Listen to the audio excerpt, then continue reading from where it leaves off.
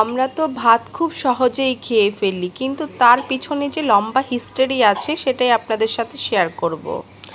প্রথমে ধানগুলো কেটে নিয়ে আসে, তারপর এরকম মেশিনে করে ধানগুলো আলাদা করা হয়, মানে খ্যারগুলো বের করা হয় আর ধানগুলো আলাদা করা হয়। তারপর এইভাবে জাল দিতে হয়। আর আমি আজকে ফার্স্ট টাইম এরকম একটা পরিস্থিতি নিজে শখ করে জাল দিতে বসেছি। তো সবাই দেখে খুব অবাক, অনেক হাসাহাসি করছিল আমাকে নিয়ে যে আমি পারবো না। আসলে এটা ছিল আমার জাস্ট একটা অভিজ্ঞতা, যেহেতু আমি কোনো কিছুই জীবনে বাদ রাখি নাই, এটা কেন বাদ রাখবো। তাই আমি জাল দিচ্ছিলাম আর ঘেমে অস্থির হয়ে যাচ্ছিলাম।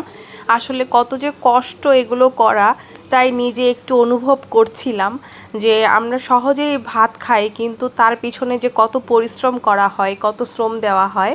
এবং এই যে আমার পাশে যে চাচিটা আছে, উনি আমাকে মাথায় হাত দিয়ে দিয়ে অনেক দোয়া করে দিচ্ছিল। তারপর ধানগুলো রেডি হলে এভাবে বস্তায় ভরে রাখা হয়। Bye bye.